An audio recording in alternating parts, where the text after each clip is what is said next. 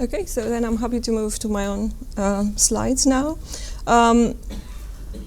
So I'm going to start with a bit of background why cognition and cognitive decline are important, and then present some of the assessments in English longitudinal study of aging in terms of cognition, cognitive impairment, and dementia. So as we grow older, our cognitive abilities change. This is a continuous process which affects different functions at different points in time. Most abilities tend to decline as we age. Some improve, vocabulary and decision making, but most of them, which we call fluid abilities, tend to decline as we get older. When there is cognitive decline, the question remains when it is a signal of cognitive impairment and a precursor of dementia. But what happens in the brain? There is a complex interaction happening, and some of this activity leads to an acceleration in cognitive decline. What we are interested in is to understand what preserves cognitive functioning until later life and what determines the level of decline. So it is acknowledged that unused neurons connection get pruned, they die, and used connection get strengthened. So this process continues throughout the life.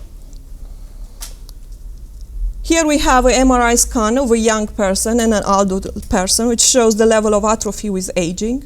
This is normal with aging process, but when this atrophy becomes very severe, signs such as cognitive impairment and dementia starts to occur. There is no clear-cut boundary for when the level of atrophy turns into MCI and dementia. Apparently, Donald Trump scored maximum MoCA. I haven't seen that test myself. However, I will tell you what we have in ELSA in terms of cognition and cognitive tests. We cover a wide range of domains, such as memory, orientation, attention, language, intelligence, everyday functioning in familiar environments, activities of daily living. This slide is busy, but presents across every single wave what cognitive tests are available and when these tests are missing. So as you can see on memory, we have word-list learning, immediate and delay recall, maximum words 10, available at all waves. So that provides with a good opportunity to assess changes and trajectories of memory decline. Similarly, we have orientation items, again at every single wave, and test of executive functioning, such as word finding, verbal fluency test, animal naming, which unfortunately we miss wave 6, but other than that, available at all waves. There are also other variables such as proxy interviews, IQ code, available at all waves, and that forms part of the assessment of cognitive impairment and clinical dementia. So here are several examples of ELSA studies investigating cognition or cognitive decline with different predictors. In this slide, I'm presenting some work we currently completed between cultural engagement and cognitive functioning. This work is done with wave 7 of English longitudinal study of aging, and this shows a dose response between the level of frequency of attending gallery, museums, theater, concerts, and cinema, and a more frequent attendance shows an improved level of memory. It's a similar pattern with executive functioning, but I'm going to present some other work.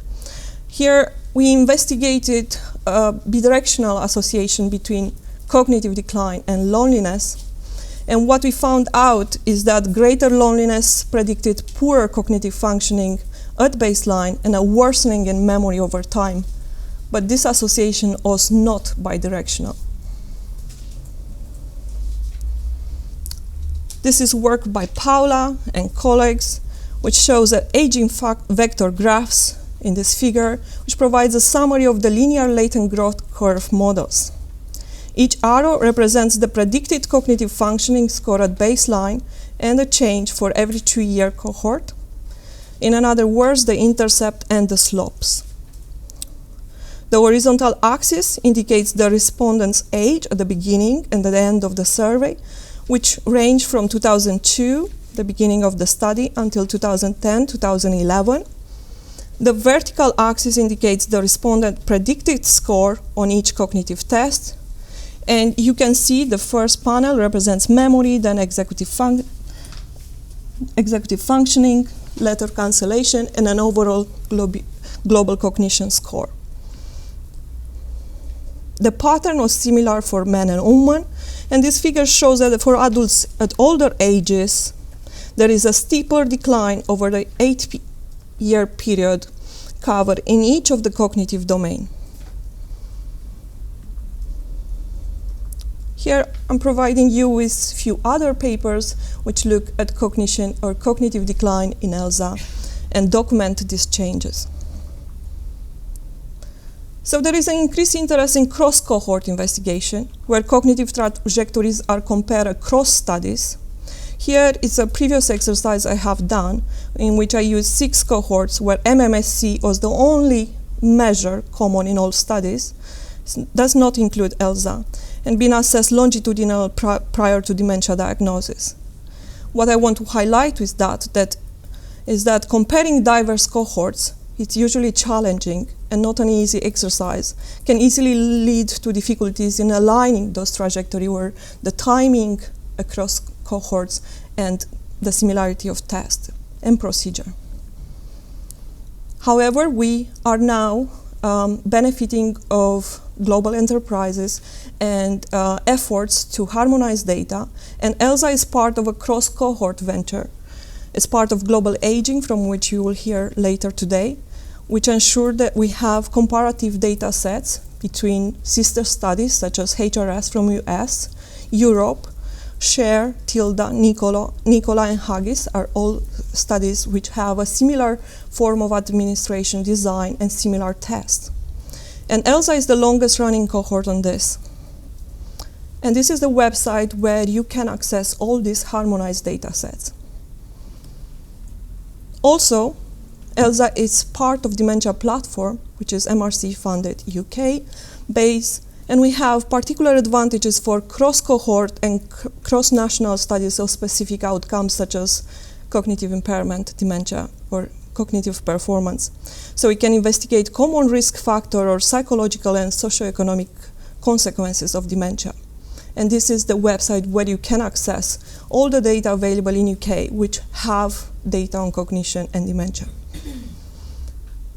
In terms of cognitive enhancement and harmonization, this is a slide which provides you an overview of which cognitive tests are available in a similar format across studies in the UK.